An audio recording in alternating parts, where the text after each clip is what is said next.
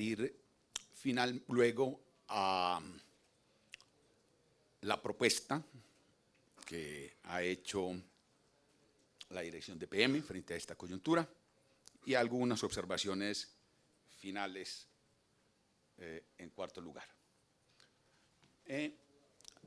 Yo creo que partiendo de una visión de sociedad, de economía privada y de mercado, la presencia empresarial del Estado se tiene que justificar. Creo que la teoría nos enseña que la presencia del Estado en la actividad empresarial se justifica en primer lugar por lo que los economistas llamamos las fallas de mercado.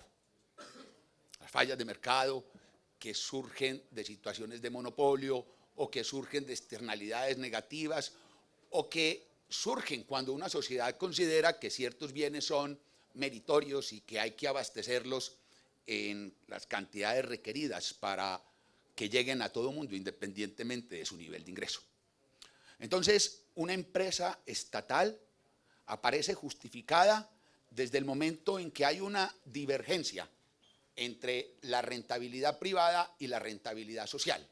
Entonces aparece la empresa estatal para asumir la prestación del servicio y con una perspectiva de rentabilidad social, aunque se pierda plata, Esta es la visión clásica, digamos, de la presencia estatal en la actividad económica. Y fue la visión que predominó hasta los años 90 en el sector de telecomunicaciones. Que las empresas tienen que ser estatales porque solo las empresas estatales pueden dar subsidio. Que las empresas tienen que ser estatales porque solo las empresas estatales pueden realizar inversiones de largo plazo y otro tipo de consideraciones. Las reformas de los años 90 cambiaron profundamente ese panorama y, entre otras cosas, crearon una figura, la empresa de servicios públicos domiciliarios, que en lo jurídico, en lo regulatorio y en todos los aspectos no dependía de la situación de la propiedad. Entonces hoy hay empresas privadas prestando servicios públicos en todas las partes del país y en todas las actividades, y hay luz y hay agua y la gente pobre recibe el subsidio y tiene acceso. O sea que la presencia empresarial del Estado, desde el punto de vista de los bienes meritorios o desde el punto de vista de las externalidades, ya no es absolutamente necesaria. No hay ninguna justificación para la presencia empresarial del Estado en el caso de las telecomunicaciones desde el punto de vista de esta teoría. Tenemos servicios de telecomunicaciones.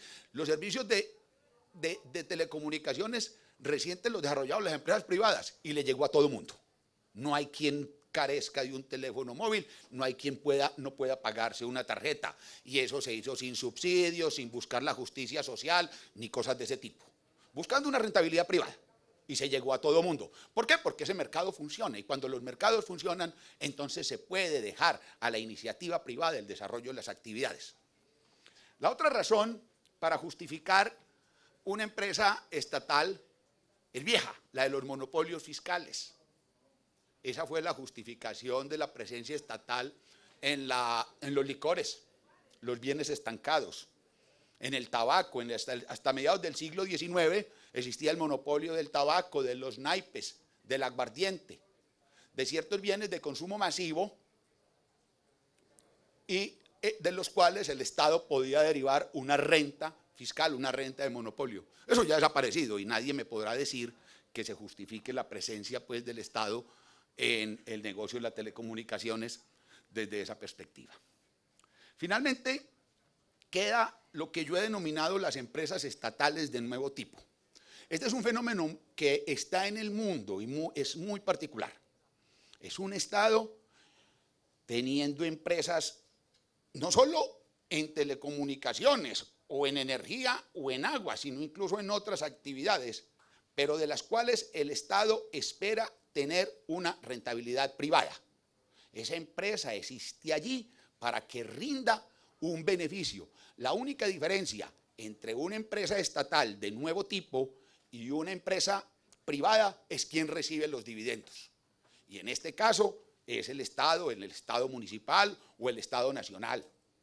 Esto se presenta, es el caso de Ecopetrol, por ejemplo. Es una empresa estatal de nuevo tipo. Es el caso de Isagen, es el caso de ISA. Ni Isagen, ni ISA, ni Ecopetrol necesitan ser públicas desde el punto de vista de la primera consideración.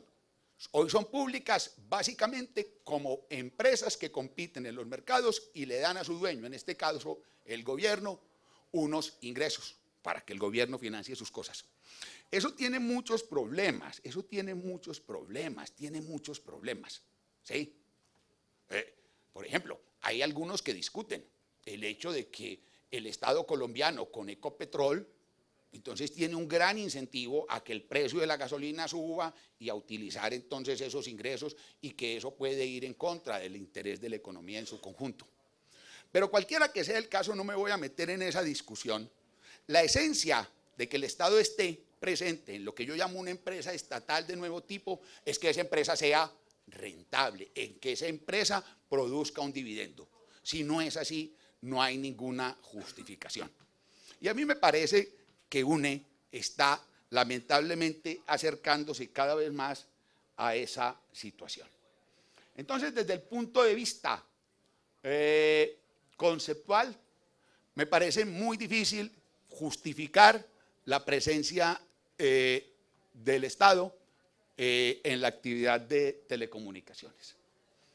Voy a hablar un poco de historia, y es que esto es muy importante. Estos debates ya los dimos.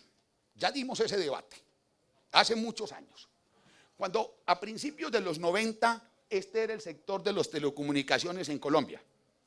Ahí están cómo eran los ingresos. El 45% de los ingresos, ay Dios mío, se me fue esto, era de telefonía fija. El 43% de larga distancia, la telefonía móvil apenas estaba apareciendo, el valor agregado, en fin, ahí está esa composición de los ingresos. Y ahí están las empresas, que eran las principales empresas del país. Está Telecom. Allí la cifra que pongo arriba en Telecom, Telecom quiso venderle al gobierno de Gaviria, el ministro Vargas Linares, y llevó una propuesta y todo lo demás. El precio base para esa negociación era $2.000 millones. Estoy hablando de $2.000 millones de 1992, doctor Carlos Alberto, ¿cierto? Las otras empresas que aparecen ahí son en Cali, la otra poderosa. Está EPM, que no era sino una empresa de teléfonos, y finalmente está la ETB. Los valores que les pongo a esas empresas, en ese tiempo, las empresas de telecomunicaciones de Europa estaban ávidas de invertir en América Latina y estaban pagando por entrar en el mercado a $1.500 línea fija. Esa fue, así llegaron a Perú, así llegaron a Brasil, y así pudieron haber llegado a Colombia. O sea que, por allá en el año 92, EPM, telecomunicaciones, valía por lo menos $750 millones de allá. Si actualizo eso con inflación, me da más o menos del dólar, me da más o menos $1.500 millones hoy. Yo no sé si consigamos vender a UNE hoy por $1.500 millones. Entonces allí hubo pues una situación complicada. Pero eso es en los años 90. Entonces se planteó el tema. Miren, se planteó el tema de las empresas estatales. ¿Qué pasó? Se planteó el tema de Telecom. El sindicato hizo una huelga feroz, porque hay que defender lo público, porque no podemos dejar que el patrimonio de los colombianos se pierda. Bloquearon el país, nos quedamos incomunicados y el gobierno cedió, claudicó, se echó a echar atrás el proyecto. Años más tarde hubo que regalar a Telecom. Esperemos a ver. Regalamos a Telecom, eso se entregó a cambio de que sirvieran el pasivo laboral y después el gobierno tuvo que poner plata. Es decir, tuvimos que dar plata para que la recibieran, cuando pudimos haberla vendido por $2.000 millones. Ahora, aquí está, ¿qué es esta? Allá en lo negro está la acción de Bogotá, esa es la acción de la ETB. Puse la acción porque ahí está el mercado, es la valoración que hace el mercado. En 3 años eso, eso ha declinado de una forma pues dramática. Esa es la valoración que hace el mercado de la ETB. Esa empresa está en una situación crítica, no tiene sino el negocio de de La Voz, no tiene sino la red de cobre, está declinando. Aquí tenemos finalmente a Encali. A lo de Encali sí es lo más triste. Lo de Encali es triste. Primero allá se escindieron esas empresas, se creó un negocio de telecomunicaciones. Entonces salieron los sindicatos y los políticos socialistas de todos los partidos a defender lo público, ¿sí? Entonces echaron atrás el acuerdo, obligaron a fusionar eso y hoy está en Cali intervenida. El negocio de telecomunicaciones de Cali lo subsidia el acueducto. Esa es la situación. Eso es vergonzoso. Esa es la situación de Cali. Y aquí está la que creo que mejor se ha defendido en medio de esta cosa. Yo doy fe. Yo conozco a mucha de la gente que ha trabajado y que ha luchado enormemente por defender, por sacar adelante UNE. Ya lo decía el gerente, y yo también tengo el dato, han crecido en clientes, han hecho un esfuerzo y de meterse a otras geografías y de integrar negocios y de sinergias y de todo lo demás. Y creciendo entonces el número de clientes y los ingresos para abajo. Para abajo. ¿Por qué? Porque es que es muy difícil en este entorno, en esta situación, el tema de la economía de escala. Ahí están los datos de UNE. Mire, en 2006 se arranca con un margen, ¿qué es lo que hay allí? El margen bruto, 55,8%, margen bruto 55,8%, margen operacional 43,6%, margen neto 35,9%, margen EBITDA 58,9%, para chuparse los dedos, un EBITDA poderoso. Ahí está el margen EBITDA en 23,9%, a pesar de todo lo que han hecho, porque uno ve, ya lo dijo David en su momento, pero uno constata ese esfuerzo de esa administración de UNE por crecer, por meterse en cosas nuevas, pero es un mercado muy complicado, porque es que no estoy en el negocio que es el importante, no estoy en la movilidad. Entonces esa es una gran limitación de UNE, y ahí va. Y miren todos los indicadores de rentabilidad, la rentabilidad del activo declinando, declinando la rentabilidad del equity, declinando todos los indicadores de rentabilidad. ¿Para dónde vamos? No sé, para Telecom. Para Telecom probablemente sí esperamos más. Entonces me parece que esto hay que tenerlo en cuenta. La estrategia de UNE, aquí está, el gerente tiene mejores presentaciones, esta pues, es más elemental, pero yo hice esta, pero estos numeritos son míos. Ahí está el crecimiento de los ingresos corrientes de la empresa. Ahora, uno deflacta eso, entonces ya se ve el estancamiento de los ingresos de la empresa. Y ahí está la estrategia que han seguido. Trataron de contrarrestar la declinación de la telefonía, empaquetando los servicios, que la televisión, que que el G4, se pagaron $50 millones por ese espectro, se buscó ampliar el ámbito geográfico de las operaciones. No, han trabajado. UNE ha trabajado, pero está enfrentando una realidad de mercado. Está enfrentando una realidad de mercado que me parece a mí la sobrepasa. En ese contexto, en ese orden de ideas, yo creo que yo soy defensor del patrimonio público. Por eso es que quiero que hagamos cosas ahora, no cuando eso haya desaparecido por completo. Defender el patrimonio público es defender, conservar su valor. Ahora, yo sería partidario, yo siempre he sido partidario, lo fui hace muchos años. Yo fui partidario de esa decisión. Nosotros pudimos, usted recuerda del doctor Nicolás Albeiro, que yo estaba en el grupo que propuso escindir telecomunicaciones. Lo propusimos por allá en el 97, 96, nos hicieron caso 10 años después. Entonces se hizo la decisión. Y luego, decíamos, escinda telecomunicaciones y consígase un socio estratégico para que comparte esos riesgos y todo lo demás. Ahora de pronto, en esta oportunidad se hace caso. Los economistas, hay un dicho que a veces toman ciertas decisiones que están inspiradas en las propuestas de un economista difunto. Yo espero estar vivo, cuando se llegue a lo que propusimos pues allá en el año 96, a la decisión, por favor. Doctora Aura Marleni, deme ese gusto. Tampoco es que tenga mucho tiempo, usted sabe que a uno lo puede pisar un carro. Ahora, me ha convencido el argumento, me ha convencido. Yo tenía dos inquietudes. Me ha convencido el argumento de no a la venta. ¿Y cómo la vamos a vender si no hay quien la compre? ¿Sí? No hay quien la compre, gerente, no hay quien la compre. Entonces, para venderla hay que venderla muy barato.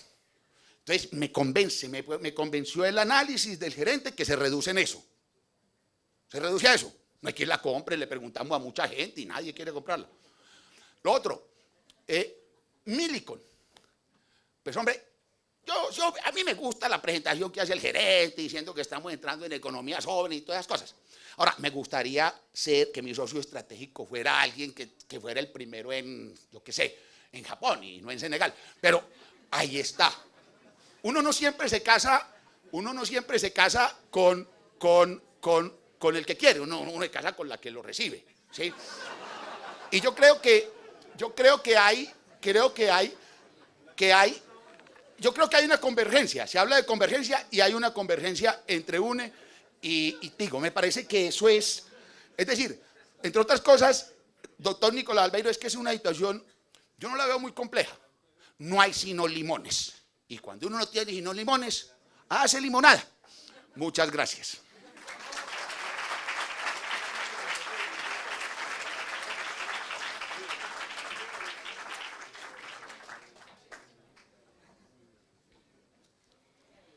Damos la palabra a Hernán Herrera Echeverry, ingeniero de sistemas, especialista en finanzas, así como en sistemas gerenciales de ingeniería y magíster en dirección. Además, es egresado del programa de estructuración de planes de negocios del Instituto Tecnológico de Monterrey y en la actualidad cursa su doctorado en administración en la Universidad de los Andes.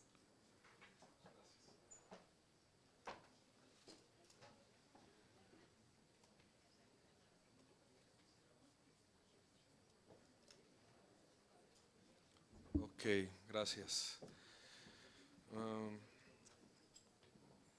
Actualizar la hoja de vida porque el doctorado ya lo terminé hace varios años. Muy bien.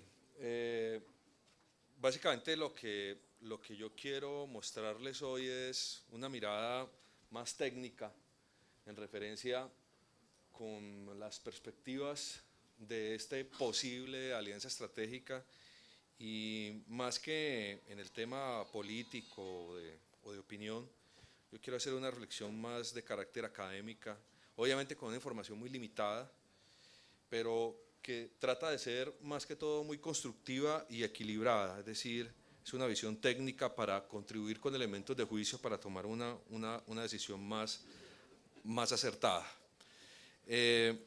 Entonces, como es técnica, mi enfoque se va a centrar básicamente en la generación de valor. ¿Cómo podemos hacer de que los dueños de esta empresa reciban el mayor valor posible por ella?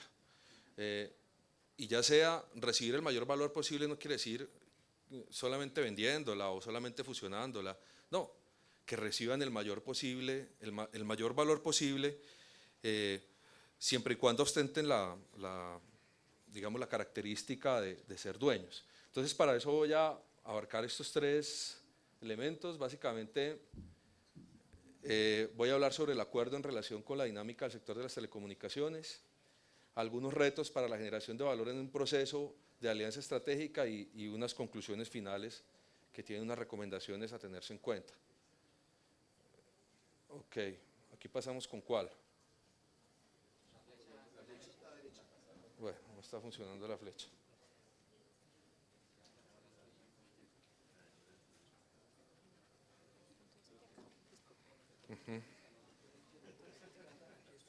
Ok, muy bien, entonces primero voy a caracterizar algunas tendencias del sector de una manera muy resumida y adicionalmente dentro de estas tendencias sectorales compararlas también con operaciones similares que se han hecho. Yo creo que las grandes presentaciones que se han hecho hoy se pueden resumir en unas características del sector y unos riesgos que estaría enfrentando fundamentalmente cualquier empresa que esté en el sector de las telecomunicaciones. La maduración agigantada y a grandes pasos de este sector hace que los ciclos de los productos sean muy reducidos. Hay una alta competitividad, todos sabemos que el tema de precios, los paquetes, los servicios, hacen que la rentabilidad del sector se vea permanentemente atacada. la tendencia de la tecnología móvil está canibalizando otros productos como la fija. Las grandes inversiones que se requieren implica que uno tenga suficientemente músculo financiero para poder resistir a los avances. Bueno, y además de las economías de escala están las economías de alcance que se logran cuando uno logra empaquetar productos. Digamos que estas tendencias son factores que uno no puede eludir si uno quiere generar valor en un negocio de este tipo.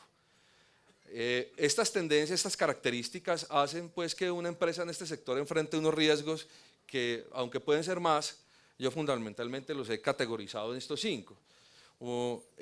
Cada vez que uno retrasa una compañía en el cambio del modelo, por eso el sentido de urgencia, ¿no? Uno no puede esperar en un mercado que es turbulento, tomar una decisión dentro de mucho tiempo, porque si hay un sentido de urgencia en el cambio de los modelos de negocio que llevaría a lo que estaba mencionando el expositor anterior, que es que la empresa pierde valor cuando uno no tiene la suficientemente agilidad para adoptar los nuevos modelos de negocio. Entonces, evitar la comoditización, el tema de la transferencia del modelo de negocio de cobrar minutos a cobrar bytes, eso es una cosa que no espera, porque si uno se espera mucho, entonces la vaina pierde valor. Y aquí estamos hablando de generación de valor. La pérdida de posicionamiento de la marca, esa es una cosa clave. Cuando usted tiene en un sector de alta tecnología una marca posicionada y esa marca coge un posicionamiento relacionado con que es la empresa más antigua, la que menos tecnología tiene, la que más atrasada esté, eso es grave, porque entonces usted inmediatamente queda fuera de los top providers, es decir, se vuelve una marca de segunda clase, y una marca de segunda clase es una marca menos valiosa, y eso genera destrucción de valor.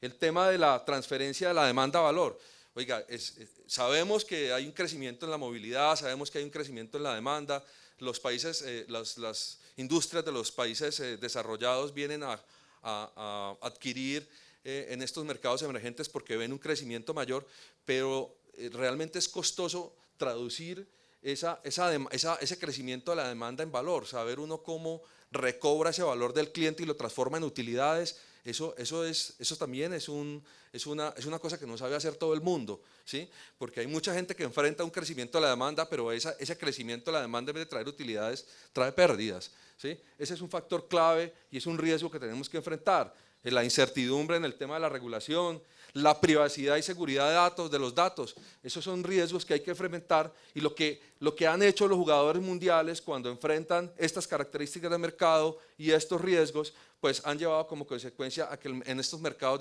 de telecomunicaciones o se adquiere o se es adquirido. Fundamentalmente eso es lo que ha pasado.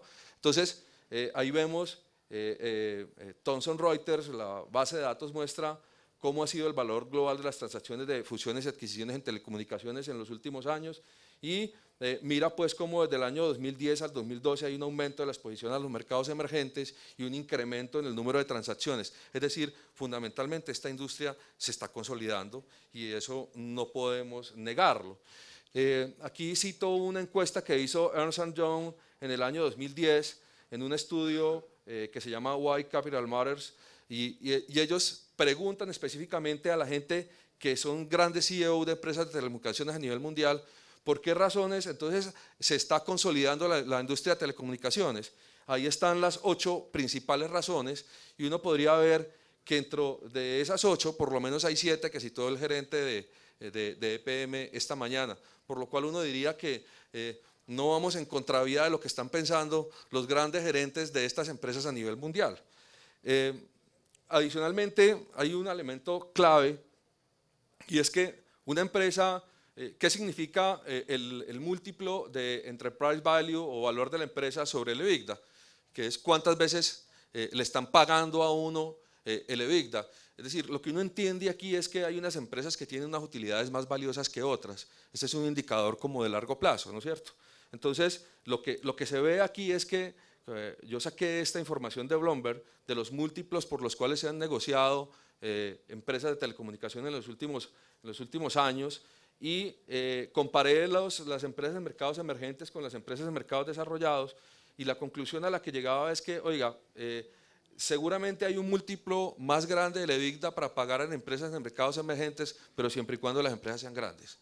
Cuando las empresas son pequeñas y están en mercados emergentes, el múltiplo del EBITDA cae porque el inversionista exige una prima por riesgo, ¿sí? Luego, ¿es valioso estar en un mercado emergente? Siempre y cuando seamos grandes. Entonces, desde ese punto de vista, es bueno pensar de que una empresa grande en un mercado emergente es mucho más valiosa que una empresa pequeña en un mercado emergente desde el punto de vista del múltiplo del EBITDA. Es decir, son más valiosas las utilidades de una empresa grande que de una empresa pequeña. Ahora hablemos un poquitico de las valoraciones. Obviamente yo saqué esta información de los informes que tienen los señores de contratados, pues, que son, indudablemente tienen hojas de vidas excelentes e inmejorables. Y lo que tenemos es dos empresas, y que una está haciendo, que tienen unas calificaciones de riesgo un poco disímiles, pero que tienen un perfil de crecimiento diferente, ¿sí? Y para las cuales se está reconociendo, sería bueno también tener el número de ventas, en los informes no lo vi, pero sería interesante profundizar. Entonces yo vi, oiga, nos están pagando de 5,5 a 6 veces el EBITDA de UNE, y en Colombia Móvil se está valorando el EBITDA de 6.6 a 7.4. Entonces uno diría, oiga, como que las utilidades de Colombia Móvil son más caras que las utilidades de UNE. Bueno, uno podría decir, esto se debe a las perspectivas de crecimiento futuro. Cuando los mercados son perfectos, uno puede inferir que cuando las utilidades de una empresa son mayores que otras, entonces es probable que el mercado pague más por las utilidades de las empresas que tienen más posibilidad de generación futuro. Pero aquí nosotros no cotizamos en bolsa, por eso hay que tener cuidado con el arbitraje, ¿sí? Y ese es el primer llamado de atención. Yo bajé rápidamente porque ya se me acabó el tiempo. Entonces yo bajé las últimas transacciones que se hicieron en el año 2012 y 2013 de empresas de telecomunicaciones en mercados emergentes en las cuales se hizo o había sinergias porque estaban en el mismo sector, y las comparé y las partí con cuartiles y me di cuenta que el múltiplo que nos están dando a nosotros está en el tercer cuartil, mientras que el múltiplo de Millicom está en el cuartil 2.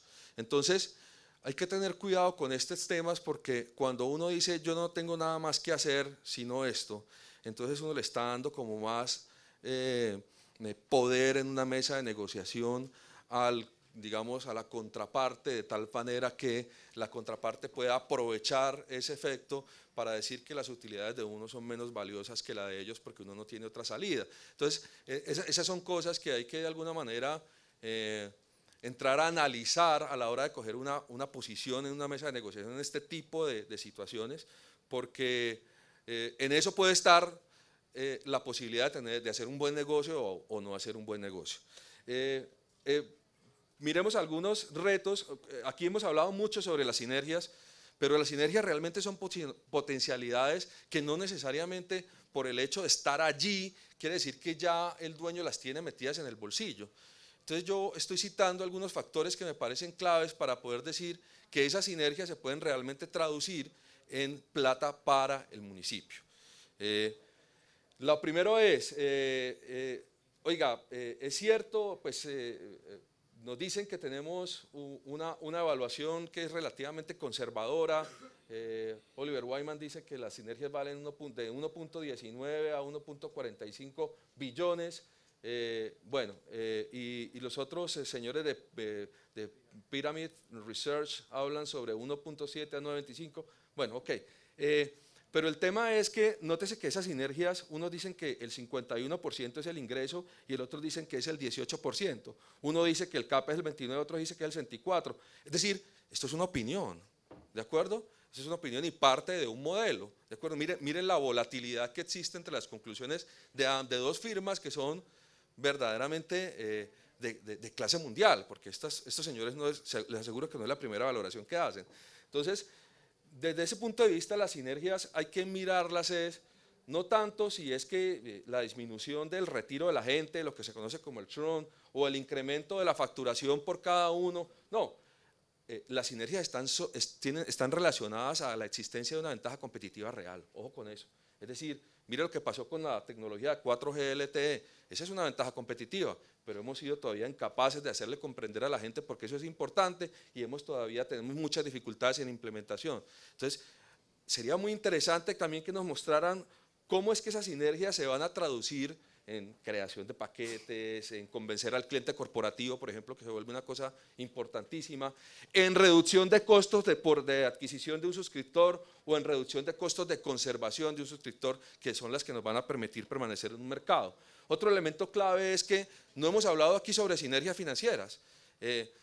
No he visto yo en las presentaciones que se hable sobre sinergias financieras, y una de las cosas claves que se genera en el tema de sinergia, en una fusión, es que si yo quedo con una mejor posición desde el punto de vista de mi estructura de capital, entonces seguramente el beta con que valoran el riesgo que tiene mi deuda, entonces ese beta se reduce.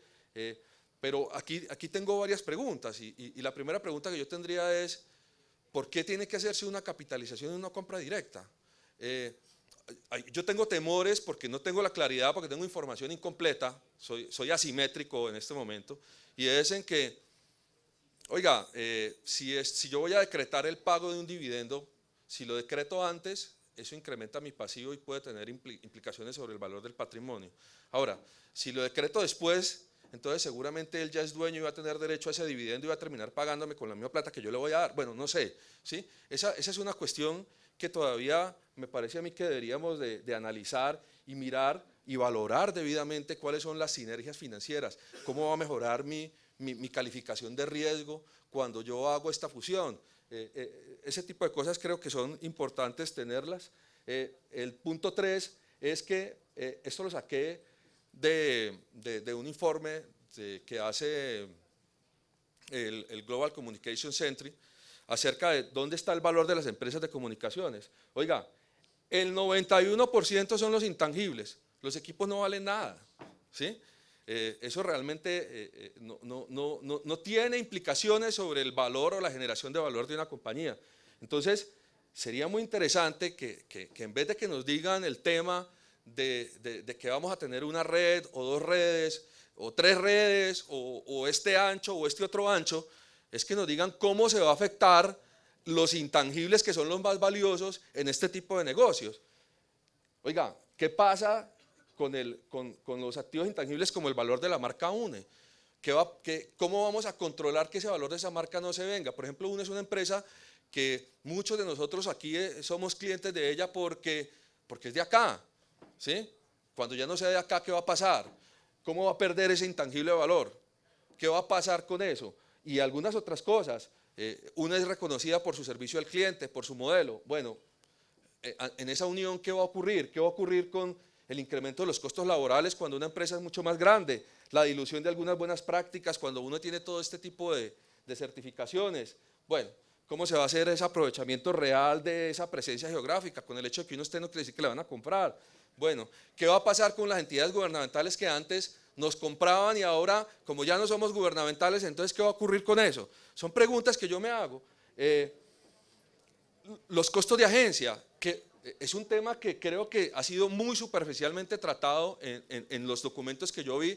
Vuelvo y reconozco mi asimetría, ¿sí? Pero lo que sí estoy de acuerdo es que uno le da el control es al que sabe, ¿sí? Y el tema del control no es porque me conviene y porque yo lo quiero tener, no. Uno tiene, la teoría de los derechos de control le dice a uno claramente que el que tiene que administrar la empresa es el que tiene el conocimiento, no, ningún otro, porque sería una locura. Bueno, pero ¿el conocimiento en qué? ¿Qué conocimiento tiene Millicom? Sabemos que movilidad mucho y en el resto de las unidades de negocio eso hay que justificarlo de la debida manera.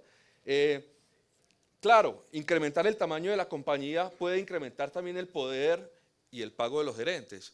Entonces, ese es otro costo de agencia que hay que debidamente considerarlo. El tema de la competitividad de los servicios compartidos cuando se hace una integración, cómo se va a evadir esas ineficiencias, el posible inclusión de los costos de influencia cuando uno forma un holding.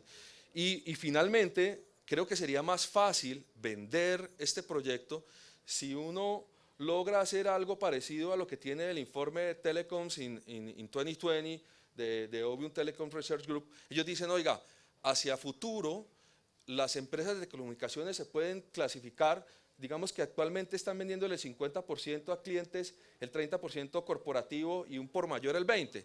Ellos dicen, van a haber dos tipos de empresas de telecomunicaciones hacia futuro, los que son Smart Operators y los que son Lean Operators. Los Smart Operators son los que se van a concentrar en los clientes, ¿sí? La participación del corporativo y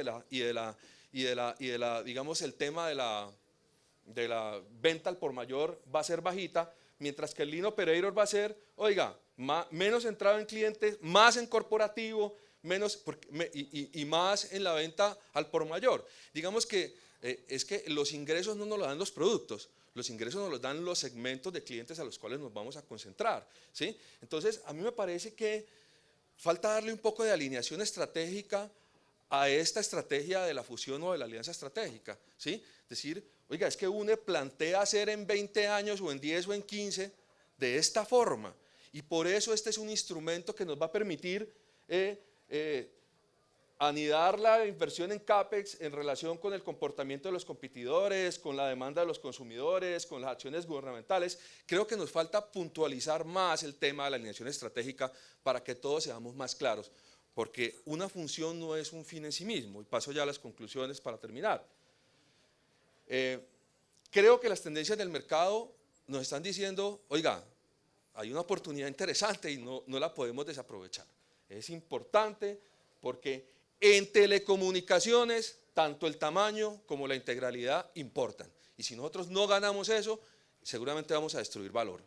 Número 2, parece evidente, en consideración a la realidad de la industria y del sector y el mundo, que la alianza estratégica tiene un potencial de generación de valor para los dueños y debe considerarse de una manera muy seria, ¿sí? Pero creemos que es necesario profundizar acerca de la razonabilidad de los múltiplos de la valorización que en este momento estamos teniendo. Vuelvo y le digo, si nosotros enfrentamos una negociación con una posición debilitada, seguramente no vamos a obtener el mejor resultado. Históricamente se ha mostrado que el tipo que llega a una mesa con necesidades de capital, que llega a una mesa con problemas de financiación, que llega a una mesa sin alternativas, ¿sí? Inmediatamente el otro negociador va a aprovecharse de eso para dejarlo a usted de la manera más reducida como pueda, porque lastimosamente aquí estamos en un negocio en el cual es de suma fija y hay una sinergia que nos la vamos a repartir un pedazo para los de Millicom y otro pedazo para los de acá. Depende de la posición con que enfrentemos esa negociación, entonces es que esa torta se va a repartir. El que llegue, uno tiene que o mejorar la posición de uno en la mesa de negociación para poder tener más de esa torta de las sinergias, o empeorarla de él, porque si no, seguramente él se va a llevar la mayor tajada de esas. Ahora, entonces hay que definir esa posición y la estrategia en la mesa. Y hay unas preguntas que me salen subyacentes. Aquí al frente está el ministro de Salud. Él tuvo un debate de alguna manera similar cuando le dijeron, oiga, ¿usted por qué en esa reforma de salud permite la integración vertical de EPS y IPS? El tipo dijo, porque es el mejor arreglo estructural posible, debido a que se minimizan los costos de agencia de mercado y esos costos de agencia de mercado más o menos valen tanto y es preferible eso, ¿no es cierto? Es preferible hacer una integración vertical y salvarse de esos costos de agencia. Creo que aquí no hemos hecho eso. A mí todavía me queda duda sobre si la forma que estamos proponiendo, la forma estructural, es decir, creo que eso todavía no está lo suficientemente de manera técnica justificado y ahí podemos avanzar mucho más en posteriores. Seguramente muchas de estas cosas ya las han considerado los líderes del proceso, pero yo todavía no las veo, ¿sí? Ahora, si ya las han considerado, maravilloso, si no, es una muy, digamos, respetuosa propuesta para que las miren hacia un futuro. Hay que acordarse que la alianza pues, no es un fin en sí mismo y es un instrumento para propiciar la generación de valor, por tanto, que nos aseguren ese alineamiento y que nos aseguren que las capacidades para apropiar las sinergias potenciales existen, va a ser uno de los factores críticos para poder decidir cuál es el mejor camino que debemos tomar. Les agradezco mucho la atención y dejo entonces a mi siguiente.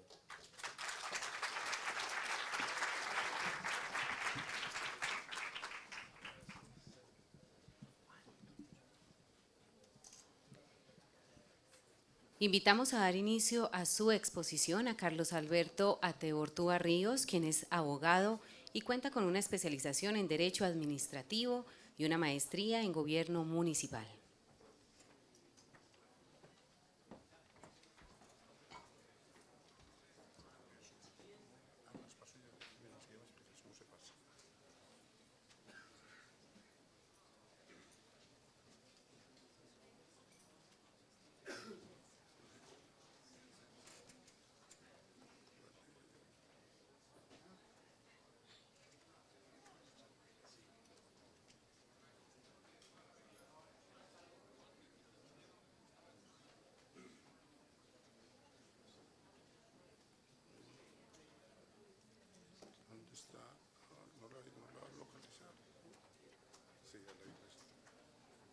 Esta es la que hice aquí, es la última.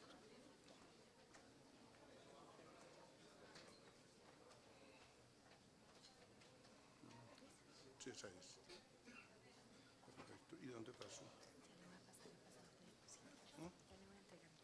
Ah, perfecto.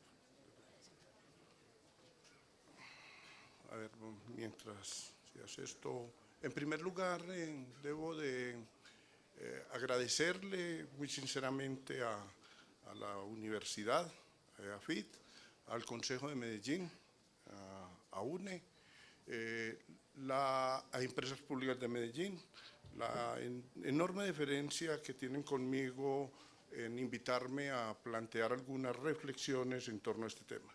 Una anotación, una advertencia previa es que aquí confluyeron dos mecanismos o dos instrumentos para que llegara a la intervención académica en la mañana. De un lado, el hecho de ser profesor, me honro de ser profesor de esta universidad en el área de Derecho Público, específicamente en el tema de servicios públicos, y en este momento ser asesor del proceso en Empresas Públicas de Medellín, y por eso la presentación viene sin dejar equívocos de que soy asesor de Empresas Públicas de Medellín para este tema, hecho que no resta en nada mi independencia académica en torno a las opiniones que les voy a presentar. En segundo lugar, y como punto previo, tengo que resaltar las extraordinarias intervenciones académicas que se han hecho en la mañana y resaltar una cosa: solo la universidad hace esto y solo en Medellín se hace esto. Y para mí riquísimo el debate anterior, es el debate de la universidad.